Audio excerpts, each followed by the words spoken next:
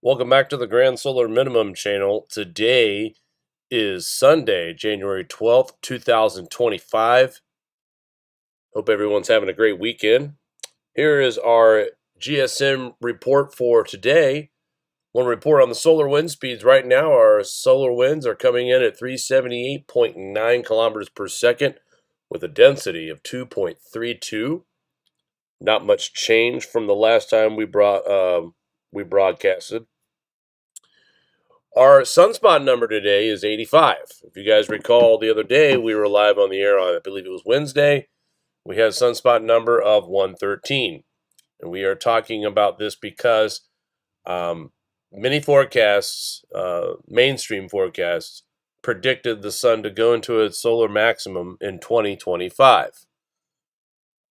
Here at the Grand Solar Minimum channel, we believe the peak has already happened for solar cycle 25. We are now watching this maximum part of our cycle begin its decline. As today you'll see the sun's taken a brief little break. There is some activity, some facula coming around the eastern limb of the sun, so we can't discount that the sun won't get active once again. But right now, 85 is the sunspot number. Our cosmic radiation dosage rates are up 1.5%. Last time we reported on this, we were closer to 9.8%, negative 9.8%. Now, during a maximum, you will see negative dosage rates, and actually double digits during maximum is appropriate. We haven't seen that. In fact, we're getting closer back to zero now than we are further away from the double digits of negative percentages on dosage rates. So that just shows me that our magnetosphere is weak and is continuing to weaken, even though we are in the end of a maximum phase, or at least the beginning of an end of the maximum phase. And guys, you can take a look at this image here that's on your screen. You could tell in the northern hemisphere we're starting to see a lot weaker corona, which means those coronal holes in the north and south pole will start to form once again. We have some minor coronal hole action right now and a couple big sunspots. It's probably why we have sunspot number 85. But we can start to see that we are starting to wind this cycle down a little bit more. Today, there's only a 10% chance of X-class flares. Last time we broadcasted on Wednesday, it was up to 25%. So, again, this doesn't mean the minimums here, but there is a lull in solar activity. And the thing that we need to kind of look at here moving forward is the frequency and how strong these active periods are. In other words, we're talking about a lull right now, and then the sun will get active again. Well, my question is, will those active periods begin to shrink? And it already feels like it started now. Those active periods don't stay active for very long. Next thing you know, we're back down to a lull, like where we are right now. Not too long ago, a couple weeks ago, we got our sunspot numbers down as low as 85.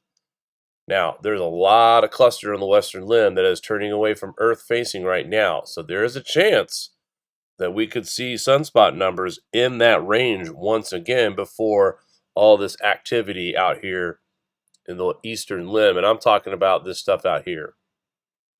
This is not yet Earth facing, and all we can tell is that we have some bright facula, some plage up here in the north and the southern regions. But once this stuff clears out on the edge here, we're talking about 3-4 large sunspot groupings, which could give us a low number of sunspot total of somewhere in the 60s. We'll have to watch it. KP indices are at 2, and the 24-hour max is at 2. And I also wanted to point out that last night I noticed that we had KP indices at 0.67. Now, something that I have learned over my years of following these sunspot numbers and KP indices and all that, when KP is high, we obviously have geomagnetic storms, which rings the bell of the magnetosphere and causes seismic activity. But having low KP, kinetic pressure, at 0, also can create the possibility of seismic activity as well. And last night we got to that, and this morning we woke up to a strong 6.2 earthquake in Mexico. Let's take a look at that. It's a little big. Let's make that a little smaller there. How about that? Is that better? Yeah, no, not yet. Okay. So, a strong earthquake registered by the USGS, an M62 hit Mexico, 8:32 UTC time, 2:32 local time. Now, guys, I'm not trying to, I was up all hours of the night last night, and this was around the time last night that I observed the low KP. I was thinking to myself, I remember hearing that 0 KP can also give us seismic activity, and here we are. I don't think we had any damage with this. The epicenter was located 5.3 miles southeast of Colcaman de Vasquez Parles, population 10,784. About 85,000 people said they felt moderate to light shaking.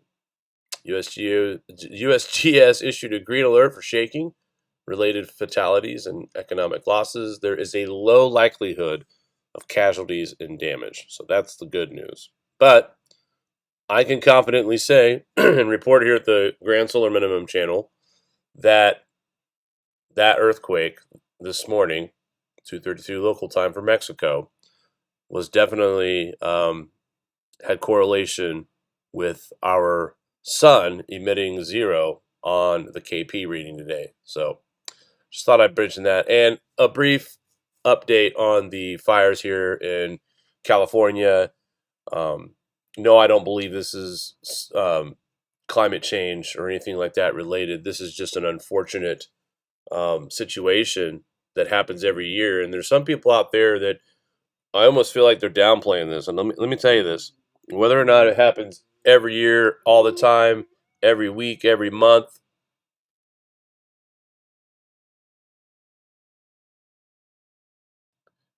it doesn't matter. When there's human life involved, structures, these, regardless of what class these people are in, this is still devastating. We were talking on Wednesday about how this fire was only 4,000 acres. Well, that has changed. 2 massive wildfires in Los Angeles County now have scorched more than 37,000 acres, leaving 16 people dead and destroying over 12,000 structures, threatening tens of thousands more, folks. The Palisades fire has burned over 23,000 acres, and it is 11% contained. It's a very low number, folks.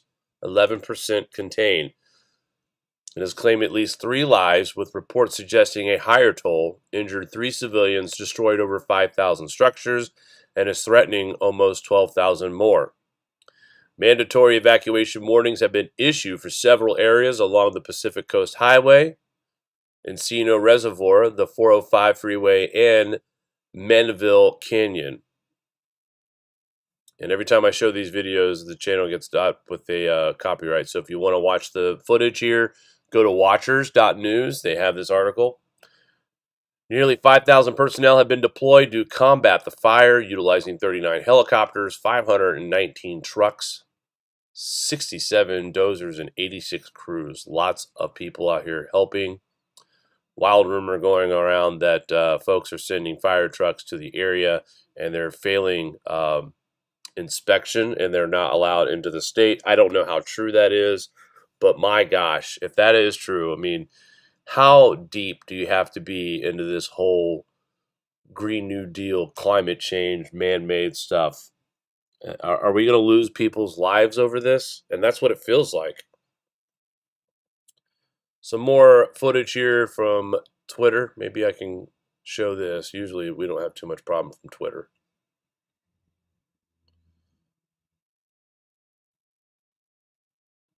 This is a drone footage right now from January 8th. Actually, the last day we did a show. So this is old footage. Look at that. Been some wild images out there, folks, showing the Hollywood sign with fire in the background, fire NATOs everywhere. Our thoughts and prayers go out to these folks out there on the West Coast. The Santa Ana winds briefly died down and then have since picked back up. So now the fires are continuing to rage on. Again, here is the area of the burn so far in the orange. The likelihood of more damage coming to this area in the purple and the light yellow.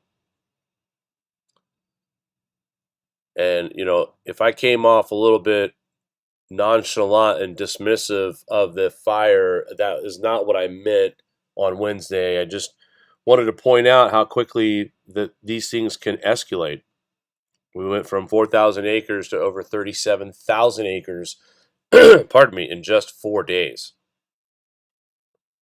All right, let's get on to some climate news. We haven't done this in a while. Massive recovery in Antarctic sea ice, unreported by net zero obsessed mainstream. Here on What's Up with That. And it's funny to me that when I was looking at this graph before we went on the air, I want to show you guys that this was, it didn't start off as a good year for us. The line we need to follow is this teal blue line right here. So as you see, 24-25 started off in October with some of the lowest levels of sea ice. All right. But since then, and since we've moved into, now this is Antarctic up in the north. Since we've moved into the winter months, we have seen a drastic improvement. Look at that, guys.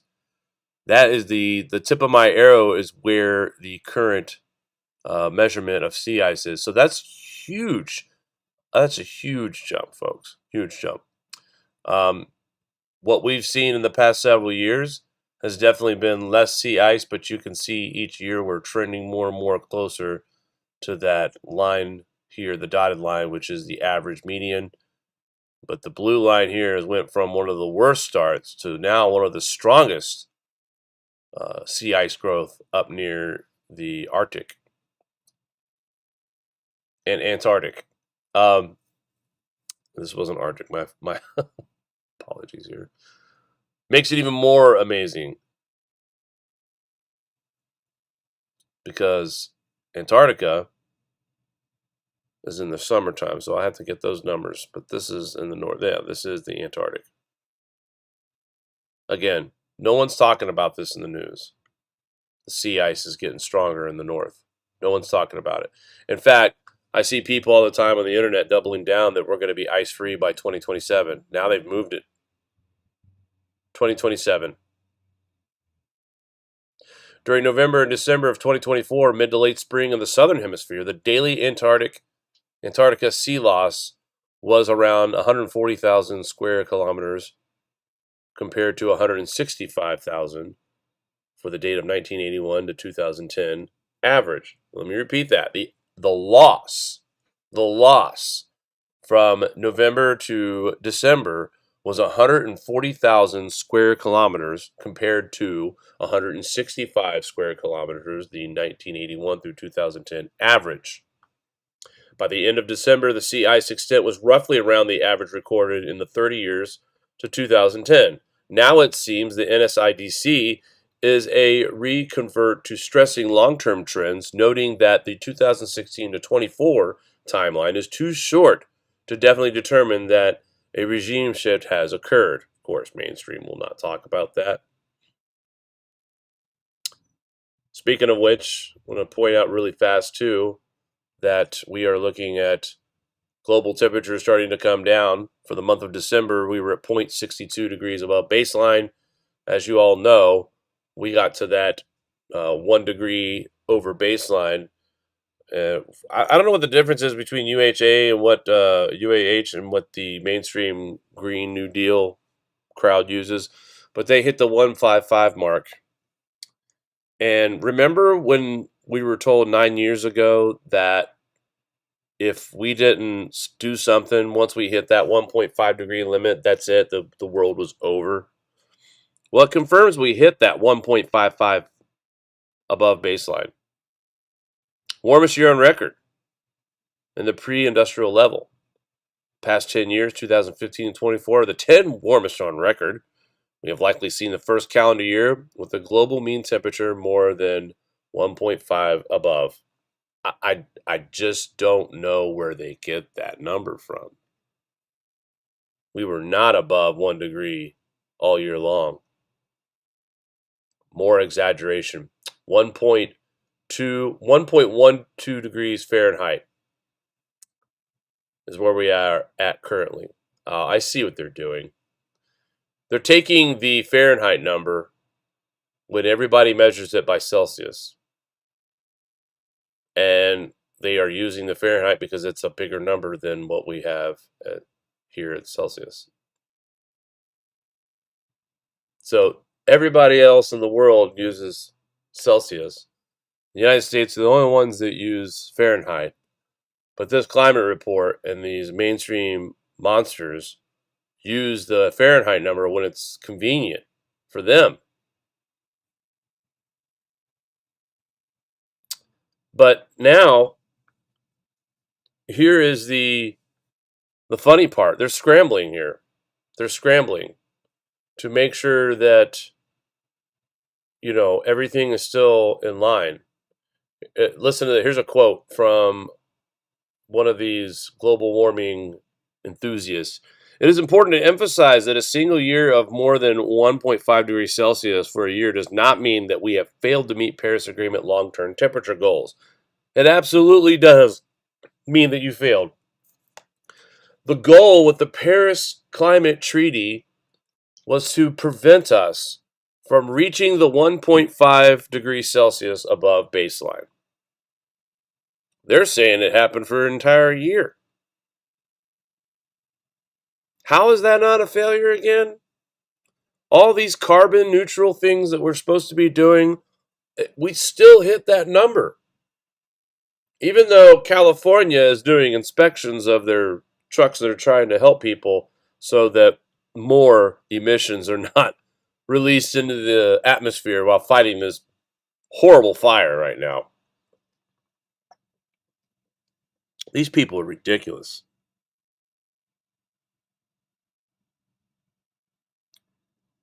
Anyone feel the apocalypse? Scientists claiming their settled science models didn't see it coming is also funny. Climate models can't explain 2023's huge heat anomaly. We could be in uncharted territory.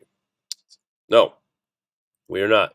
It's called the Hunga Tonga volcanic eruption that released massive amounts of water vapor into the atmosphere.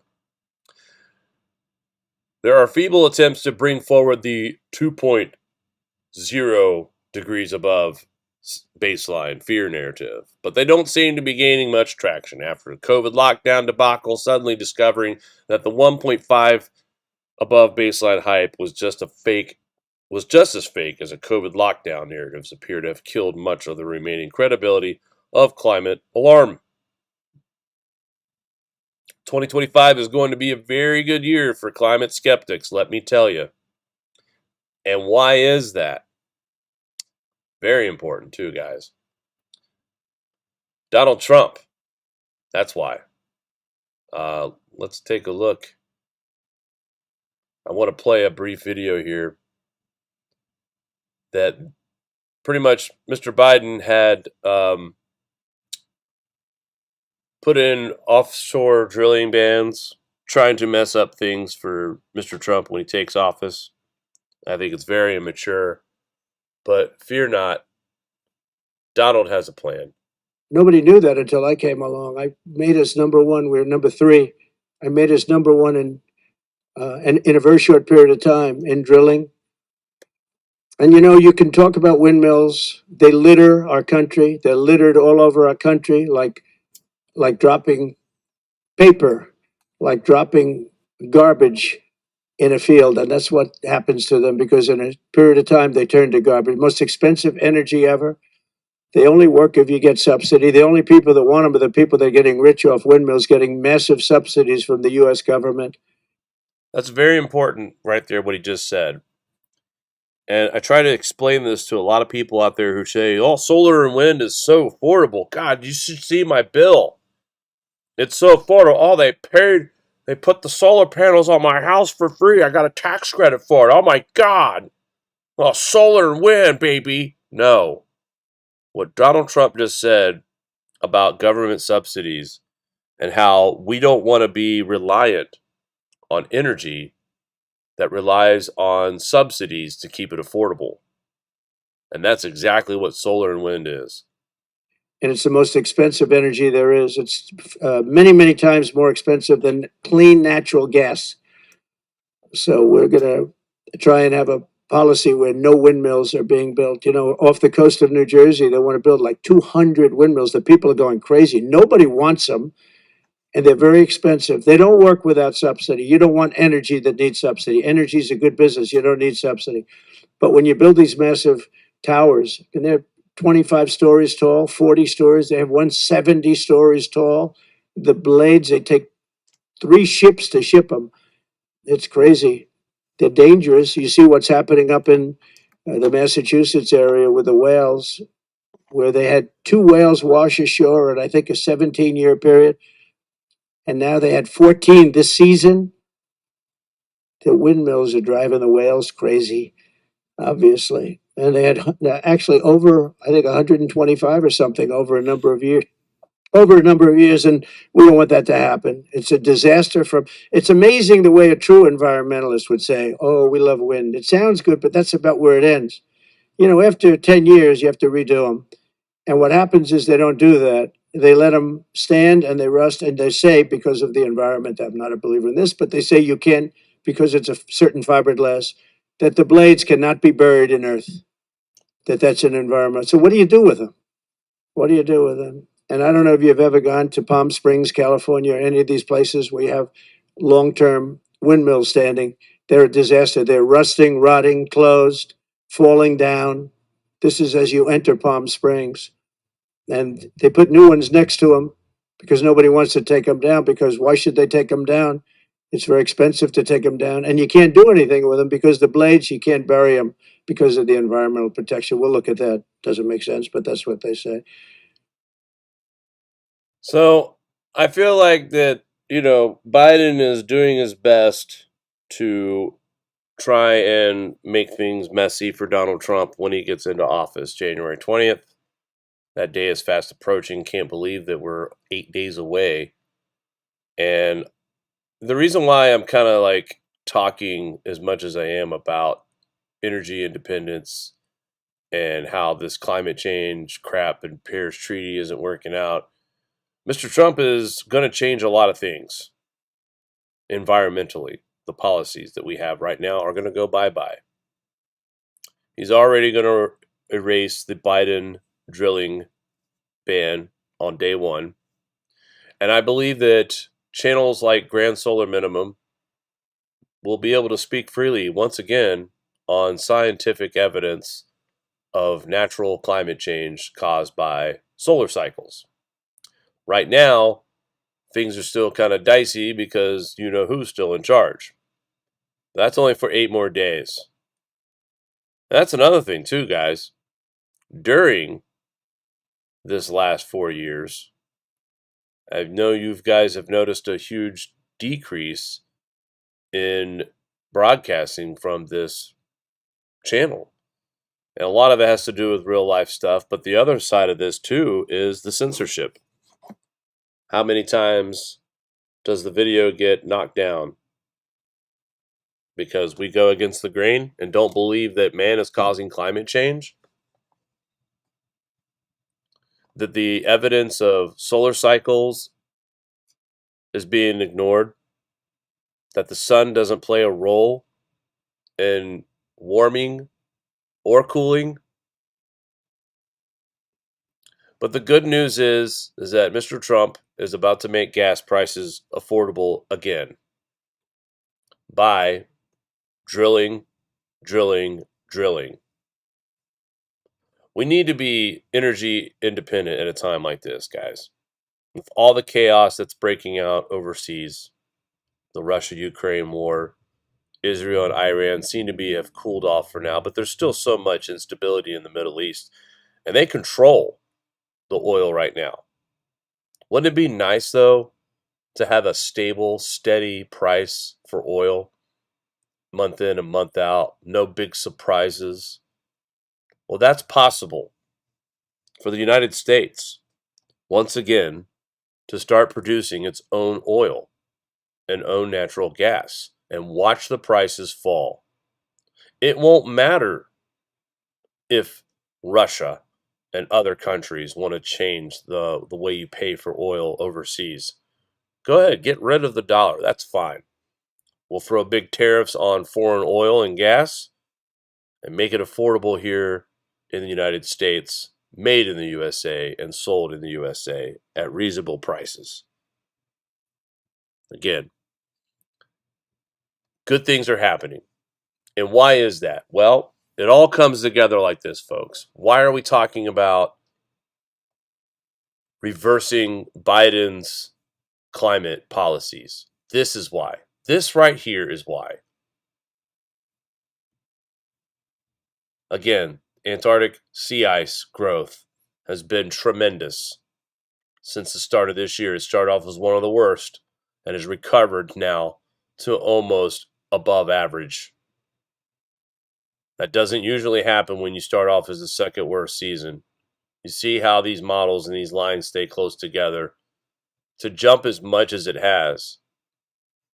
And somebody in the chat just mentioned a really good point. Ever since the alignment of the four gas giants tugging on Earth, we have cooled down. Yes, absolutely 100%.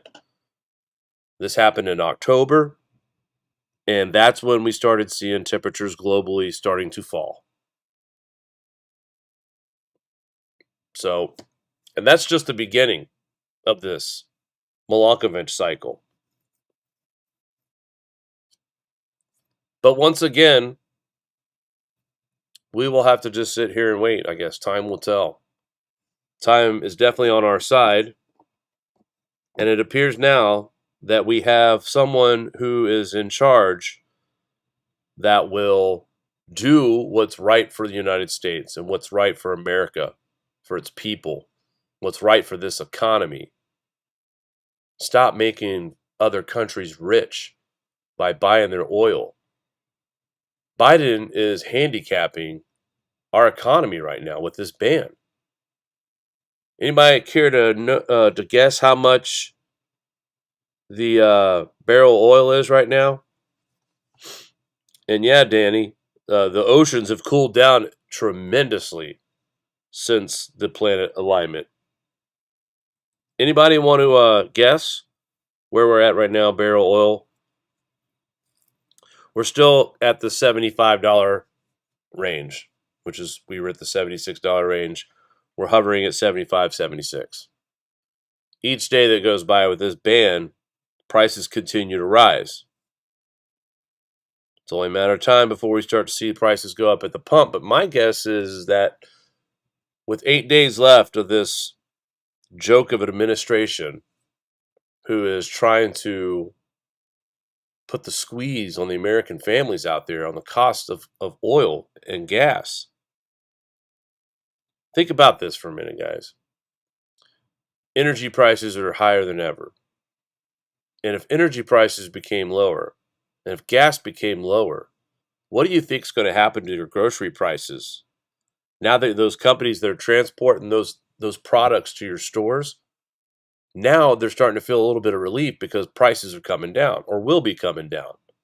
So when gas prices go down because America will once again be independent in energy, then the cost of goods start to come down. Now we start to see some real relief in inflation. Banning offshore drilling is going to create a more volatile market and definitely no relief in sight when it comes to prices of goods in this country. Not when there is a threat of gas prices continuing to be higher and higher and higher.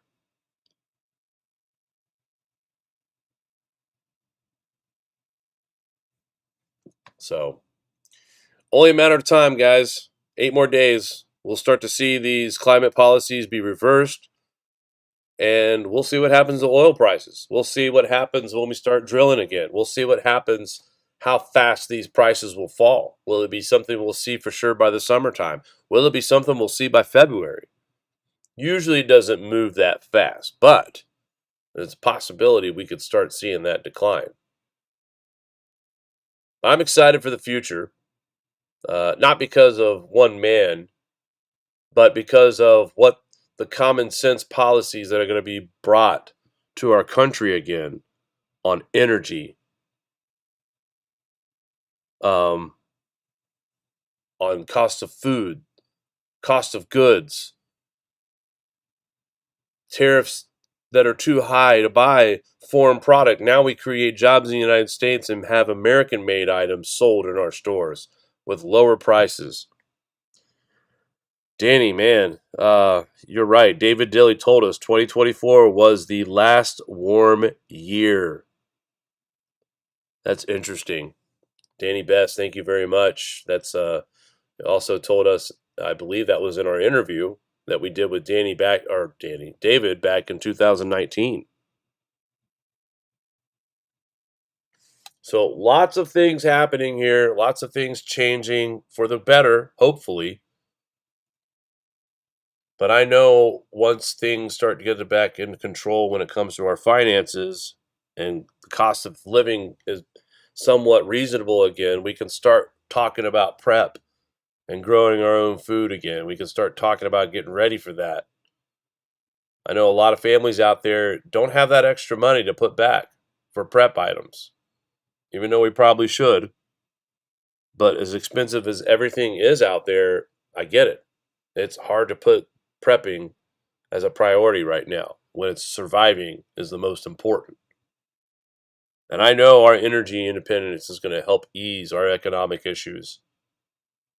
It's going to make more sense and it's going to help people start preparing for what's to come. If you have an administration that believes in natural climate change, and Trump is on the record many times saying he doesn't know that we cause climate change. He thinks there's more to it than what the scientists are saying right now. So hopefully moving forward, it won't be as hard to deliver GSM news or climate talk or have a real conversation about solutions for how to adapt to this upcoming grand solar minimum. And we are going to see challenges big time.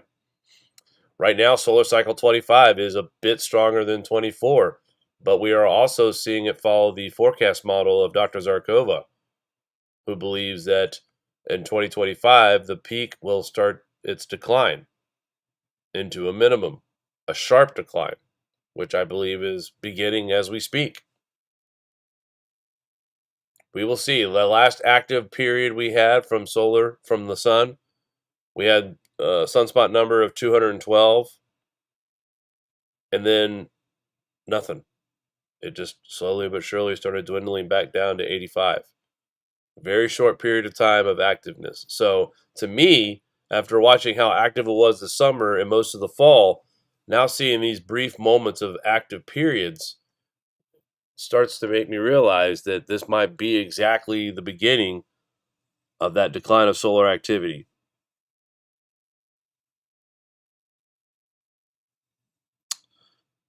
Fish and Magician, good to see you. Lake George area, my neighbor up here in the capital region. He has been with this channel for, I think, since its conception. Fish and Magician, I met him at one of my, back in the day at a Walmart, and started talking to the guy about what, how I felt about the climate. I don't even know how we got talking about it, but we did. We started talking about climate change and what's to come and what's not to come. And Fish and Magician is a good dude. He also believes in natural cycles. He's a nature guy himself. He's got these awesome trail cams on his property. You get to see deer and stuff like that. So if you ever get a chance, go to his channel, check it out. Some of his cam footage is pretty neat stuff there. But it's people like him that keep spreading the word. And he's been with this channel since 2018, 2019. So there's a lot of you out there that are in this chat right now that have been here since that time. And my favorite thing is when people start chiming in the comments on the videos after the show's over. Notice we don't get any problems in the chat, but after the show's over, the comments that we get on our YouTube channel after the video's been posted, people are saying, "Well, there's no GSM. He's lying to you." Well, let me ask you something. If somebody's lying about something and you know it's not true, why even waste the energy to go as far as some of these trolls go to try to debunk your channel? Because our information, our community is making a difference. It's making an impact. It's opening people's eyes. And we're starting to realize that this whole green news stuff is all scam. It's all about changing the economy, not changing the climate. Because since we've been pushing the Green New Deal really hard, since Biden's been in office, what's happened to temperatures? They continue to go up, right? 24 was a warm year. Okay. If we are at the point of no return and catastrophic climate change, then why did we have so much Antarctic sea ice gain? If this world is getting hotter and it's turning into a hothouse, we're seeing higher ice numbers than we've seen in years. It's because our information is cutting into their profits. That's truth. So the only time people get out there and make stink on your channel is because you're hurting their profits, you're hurting their income, you're hurting their message, because what we're saying makes an impact. And we have smart subscribers that follow this that also know how to translate, and they also share the message. And more people are becoming interested in this natural solar cycles, climate change, than this man-made global warming that was supposed to kill us this year, because we got to 1.5. Remember, we were told 1.5 above baseline, that's the end of the world. Unhabitable planet. And it hasn't happened. In fact, sea ice is going up.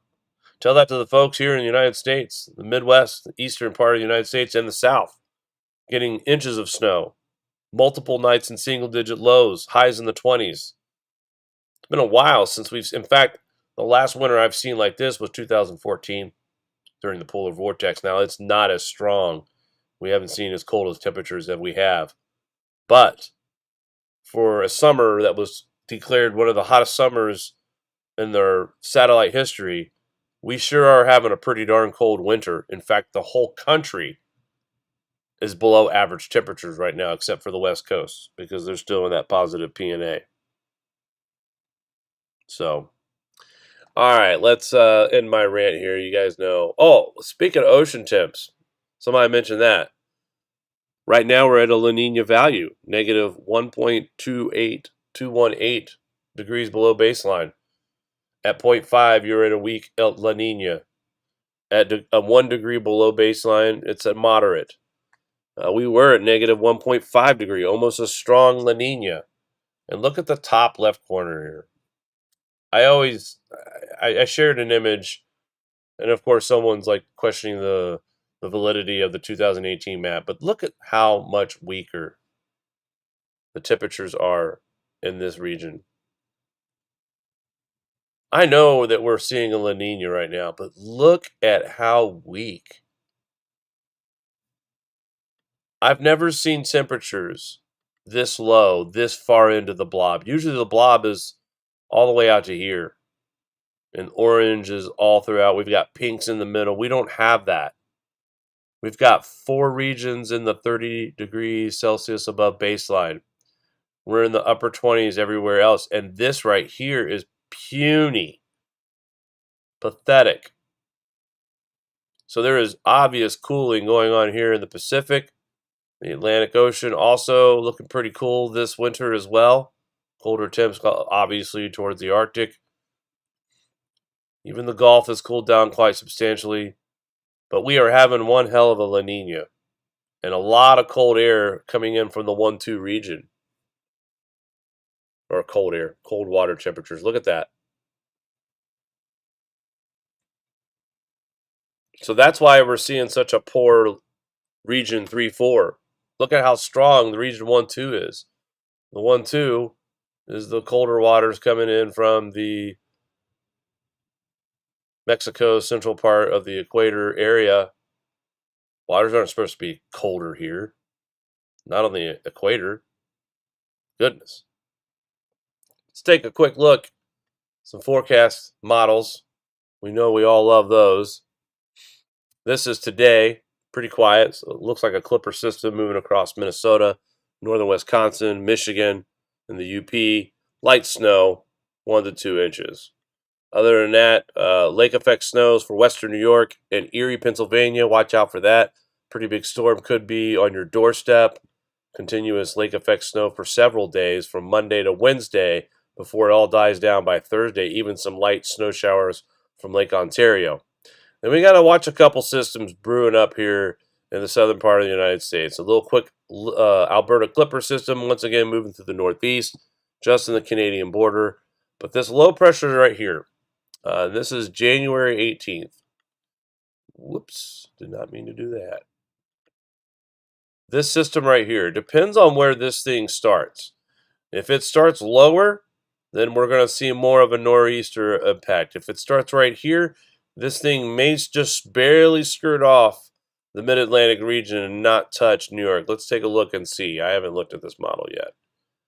I was wrong. So a lot more snow than once thought coming to the northeast. But notice how this system splits up and then just once again regains its strength. So it looks like the models are in favor of a pretty significant snowstorm in the northeast based on this current location of this low pressure that's starting off right down here. But anything that does track lower than where this is, it's a sure shot that this system will be all snow for the mid-Atlantic and northeast. You do see some slight changes to rain in southern New York. Let's take a look at that again. This is next weekend, guys, January 18th. So a lot can still happen. We're 6 days out. But here's Sunday, January 19th. Snow begins to move into the northeast, northern Ohio, near Toledo, Cleveland, Erie, Pennsylvania, western New York. You're getting more snow on top of what you're just seeing right now. Some possible ice also rolling through the Ohio Valley. But as this low pressure system continues to move to the north and northeast, there's tons of cold air already in place, plus another cold front and a fresh shot of Arctic air moving through the United States by January 20th. And now we see a classic low pressure system that looks similar to a nor'easter. As it tapers off, still lake effect storms will impact western New York, most of southern New York, Erie, Pennsylvania, and moving forward. High pressure will dominate in the northeast and the Midwest, as we will have more Arctic temperatures moving across the region. Again, this is January 25th. You really can't put any stock into anything this far out, honestly. But if we follow what GFS is trying to signal to us, the Mid-Atlantic, you're about to see some more storms. And we've already seen lots of storms already. Let's take a quick look at temperatures. As we see that Arctic air, again, making its return to the United States. This is January 19th, Sunday, January 20th. And a lot of that really cold air stays in Canada and barely touches the northern parts of the United States and the Midwest, northern plain states, and the Northeast. So nothing crazy cold. Again, 2014 had some serious Arctic wind, Arctic air that dropped further than the Ohio Valley. -14 on January 22nd. Looks to be the coldest in the Midwest. Northern plains usually are used to this -22-degree stuff by now anyway. It is late January after all. Cleveland's going to get in on this action as well. By the 23rd, you're going to see -18 degrees possible from this next shot of Arctic air that's going to continue to filter in from the Arctic. And it doesn't look like it's going to get any better into February. January 28th is indicating that another cold front is going to move across the south once again. Now, what does this mean for snowfall totals? Well, let's take a look. This is starting off on today. It's January 12th, Sunday. Some light snow across the regions today. Very light, 1 to 2 inches, but those lake effects start to pick up, and we could see over a foot in western New York and Erie, PA by Thursday. And into Friday, more snow spreading across the United States as our next storm system that'll approach us on Saturday into Monday could leave up to over a foot in some parts of Ohio, Pennsylvania, and western New York, and parts of northern New York, as well as Vermont and parts of New Hampshire as well. Looking at the extended forecast going further into January, well, there's more snow coming to the same regions that have already seen a decent amount of snow. Ohio, I know you guys aren't used to this, but another possible 18 inches of snow by the 28th of January. And this region, parts of Pennsylvania, Indiana, you guys haven't seen snow like this in quite some time, especially down here in Arkansas and Missouri and the northeastern parts of Oklahoma as well. Expect more stormy, snowy weather across most of the United States.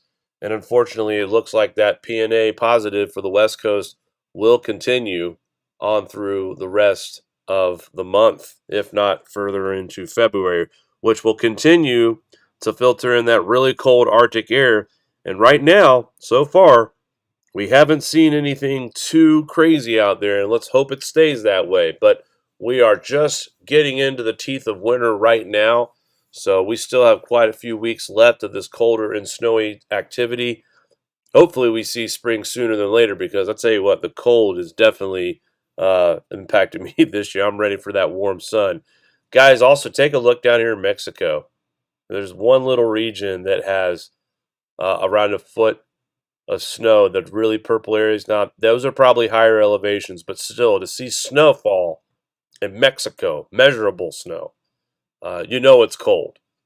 So good things are on the way. Hopefully, though, when it comes to energy policy to help keep us warm, natural gas is the way to go. Solar and wind is not going to get the job done, folks. What happens in 25, 26 winter is colder than this, and it keeps getting colder as we get closer to 2030. And what we've been talking about on this channel for almost a decade is coming to fruition. That this is the last of the warming. And it's not based on any kind of narrative or money scheme. This is based on what predicted from PhD scientists that we've interviewed, that we've talked to, folks around the community. Want to say hello to Wood Spirit 98 Firewood. Indeed, I just finished stacking some of mine today. Melody, good to see you. Knife Collector, hello there, my good friend. Andrew from Texas, good to see you on here. Fishing Magician, hello. Dolores, good to see you as well. Vivian, Scott Bros, long time no see. Mr. Ponzi, DPFX, thank you for your contribution in the chat. Some good comments in there. Danny Spell, and many, many, many, many, many, many more of you out there in the chat. Thank you very much for tuning into this impromptu broadcast of the Grand Solar Minimum. That's going to do it for me today, folks. I hope everyone has a great rest of your weekend, and expect more reports next week as well. Throughout the week, we'll sprinkle in some more reports, start to ramp this back up as more and more GSM related topics are on the rise. So we will be covering these stories and more. Until then, folks, have a great day, and we will talk soon.